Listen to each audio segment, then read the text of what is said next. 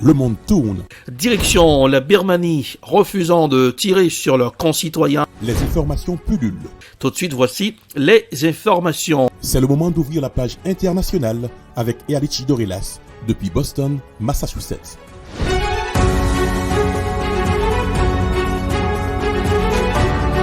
Mesdames, Messieurs, bonsoir, bienvenue dans notre rendez-vous quotidien sur la REH, la page internationale au grand journal du 14h, depuis la newsroom de la capitale des grandes universités du monde, Boston, Massachusetts. Ealichi Dorelas pour présenter cette page, à Jacques Mel pour présenter le grand journal, Joël François et Smith Jean-Julien. Rubens assure les manœuvres techniques. Bonsoir aux auditeurs de la radio évangélique Hosanna 102.3 FM. À Jacques Mel, direction la Chine, le président chinois Xi Jinping a prononcé un discours liminaire par liaison vidéo lors de la cérémonie d'ouverture de la conférence annuelle 2022 du Forum de Boao pour l'Asie. Xi a appelé à une plus grande confiance alors que l'histoire humaine fait face à une période difficile. Voici un reportage signé CGTN News. Le président chinois Xi Jinping affirme que la Chine continuera à promouvoir le multilatéralisme et la coopération pacifique entre les pays asiatiques. En prononçant le discours d'ouverture par liaison vidéo, il s'agit du 6e discours du président Xi à la série annuelle du Forum de Boao pour l'Asie. Le président Xi déclare que le monde est toujours confronté aux incertitudes engendrées par la pandémie de Covid-19 et que plus que jamais, nous devons travailler ensemble. La Chine a fourni plus de 2 milliards de doses de vaccins à plus de 120 pays et régions. Et M. Xi affirme que la Chine continuera à le faire pour réduire le déficit de vaccination.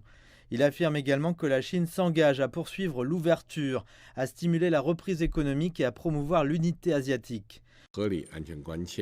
Le président Xi souligne que la sécurité est une condition préalable au développement, que l'humanité est une communauté indivisible de sécurité et qu'une mentalité de guerre froide ne peut que saper le cadre de la paix mondiale. Le président affirme que l'hégémonisme et la politique du plus fort ne peuvent que nuire à la paix mondiale et que la confrontation entre blocs ne peut qu'exacerber les défis de sécurité du XXIe siècle. Pour y contribuer, M. Xi déclare que la Chine est prête à proposer des initiatives en matière de sécurité mondiale, à sauvegarder conjointement la paix mondiale, à respecter l'intégrité territoriale de tous les pays et à observer les buts et principes de la Charte des Nations Unies, à rejeter la mentalité de la guerre froide et à nous opposer à l'unilatéralisme et à refuser la politique des blocs, ainsi que la confrontation des blocs. Il ajoute que la Chine s'oppose aux sanctions unilatérales et aux juridictions extraterritoriales. De hauts responsables, dont le vice-premier ministre chinois Han Zhang, participeront virtuellement au forum, ainsi que des chefs d'État d'Israël, de Mongolie, du Népal, des Philippines et la directrice générale du Fonds monétaire international. Direction la Russie, le président russe Vladimir Poutine a affirmé jeudi que ses forces avaient avec succès pris le contrôle de la ville ukrainienne de Mariupol, port stratégique de la mer d'Azov, et a ordonné d'assiéger les derniers combattants ukrainiens plutôt que leur donner l'assaut. Voici un reportage signé Euronews. Les forces russes n'ont pas réalisé de percées majeures et n'ont pas non plus démontré une nouvelle capacité à réaliser de multiples avancées simultanées et réussies. C'est la dernière évaluation de la situation sur le terrain par l'Institut pour l'étude de la guerre. Regardons ce qui se passe dans l'est du pays. Ici, les forces russes ont quitté les zones de rassemblement du Donbass. Ce mouvement a été couplé à des niveaux élevés d'activité aérienne visant à fournir un soutien. Kharkiv a fait l'objet de bombardements incessants sur les zones civiles, selon le maire de la ville. À Izoum, le ministère ukrainien de la Défense affirme que ses troupes ont repoussé une attaque russe.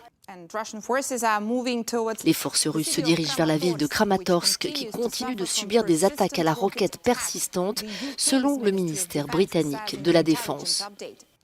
À Mariupol, les combattants ukrainiens continuent de résister dans la scierie d'Azovstal. La vice-première ministre ukrainienne Irina Vereshchuk a lancé un appel urgent pour la mise en place d'un corridor humanitaire permettant d'évacuer les civils et les soldats blessés de cette zone industrielle. La lutte pour Mariupol a épuisé des ressources vitales et immobilisé des troupes russes qui pourraient être utilisées pour poursuivre des objectifs plus larges dans l'Est.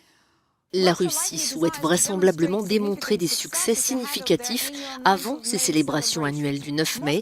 Moscou a annoncé qu'elle prévoyait d'organiser le défilé du jour de la victoire le 9 mai à Marioupol, théâtre des combats les plus violents et de la pire catastrophe humanitaire, où 95% de la ville a été détruite par les bombardements et où plus de 20 000 personnes ont été tuées.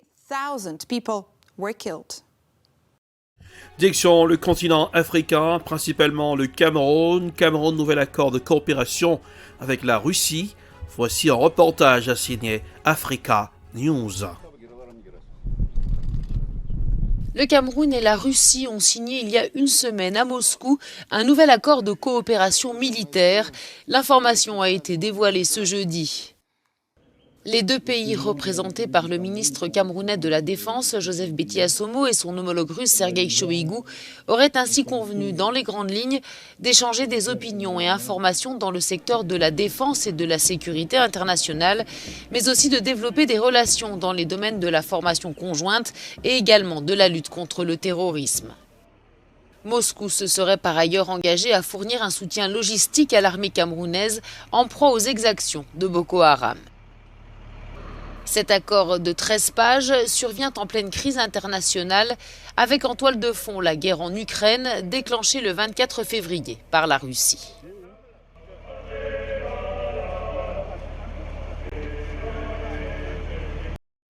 Retournant en Ukraine, l'armée russe revendique le contrôle total de Mariupol, à l'exception de l'usine d'Azovstal, dernier bastion tenu par les forces ukrainiennes. Voici un reportage signé I24 News.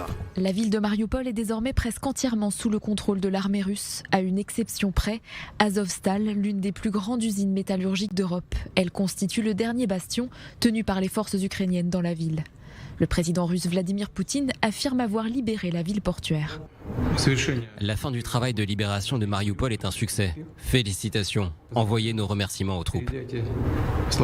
Des milliers de combattants ukrainiens y seraient toujours retranchés. Vladimir Poutine a ordonné aux troupes russes d'annuler le projet d'assaut sur l'usine. Le président russe préfère assiéger les derniers combattants ukrainiens retranchés sur le site métallurgique. Car un assaut serait trop coûteux en vie, la ville étant notamment composée d'un vaste réseau de galeries souterraines. Selon un haut responsable américain du département de la Défense, la Russie aurait également augmenté sa présence militaire dans l'ouest et le sud de l'Ukraine. L'ennemi tente de poursuivre les opérations offensives dans la zone opérationnelle orientale afin de contrôler totalement les régions de Donetsk et de Lugansk.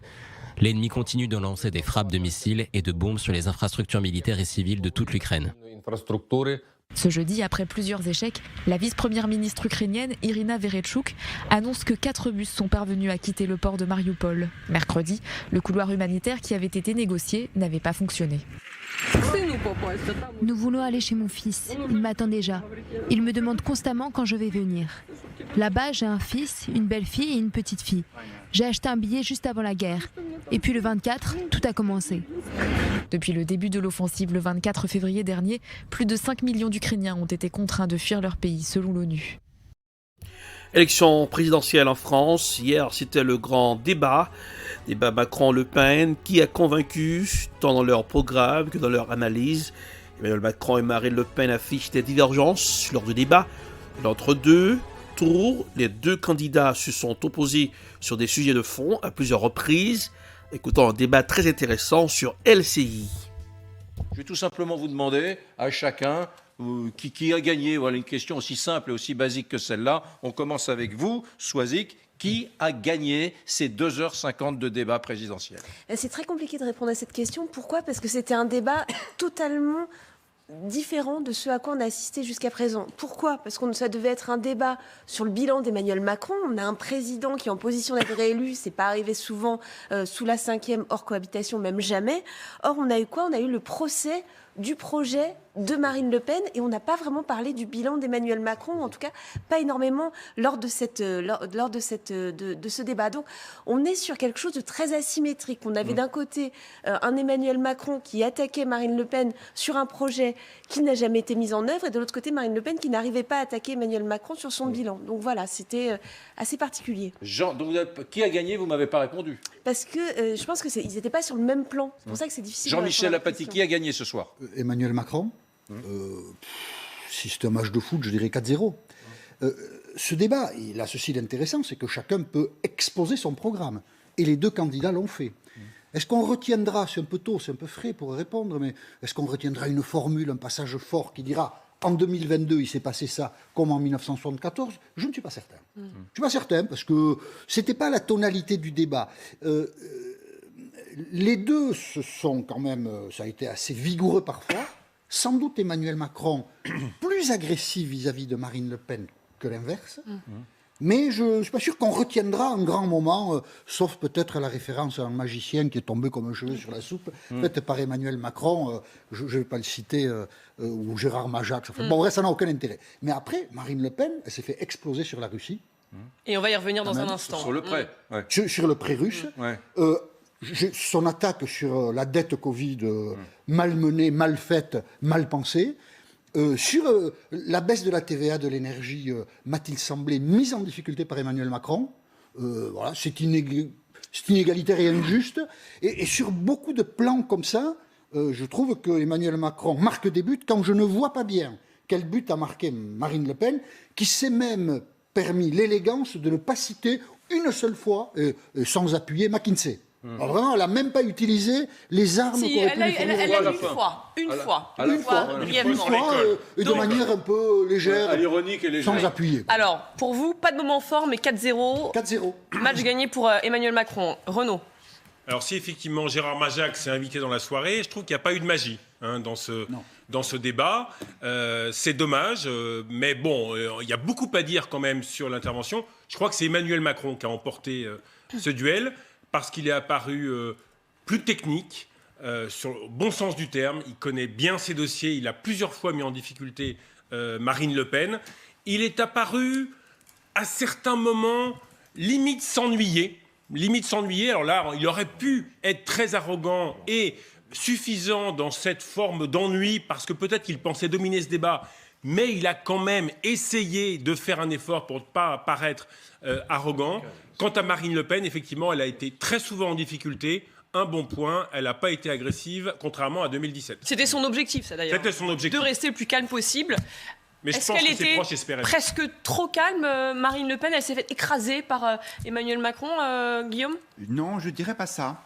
Je dirais, ne serait-ce que pour nourrir le débat, que le match ne me semble pas avoir été aussi plié que cela. On s'attendait tellement à ce que Marine Le Pen ne soit pas à la hauteur, qu'elle décroche, qu'elle s'énerve, et on n'a rien vu de tout ça finalement dans ce débat.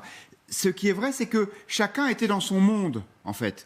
Et Marine Le Pen était, je trouve, plus concrète que ne l'était Emmanuel Macron. Mais Emmanuel Macron maîtrisait beaucoup mieux les dossiers. C'est vrai que peut-être que Marine Le Pen, de peur d'être agressive, n'a pas été suffisamment offensive. Et donc ça a pu surprendre les gens. Mais en gros, qu'est-ce qu'on se demandait en regardant ce débat ? On ne se demandait pas si Emmanuel Macron maîtrisait ses dossiers. On le sait, il est très bon là-dedans. On disait, est-ce que Marine Le Pen fait peur ? Et est-ce que Marine Le Pen est à la hauteur du job ? Il me semble qu'à la première question, la réponse est plutôt non. Même s'il y a ce sujet du voile, effectivement, qui est un sujet fort, mais sur lequel elle apparaît assez sereine. Est-ce qu'elle est compétente ? C'est-à-dire, est-ce qu'elle est au niveau d'Emmanuel Macron ? Là, pour le coup, je pense qu'on ne peut pas lui donner le point.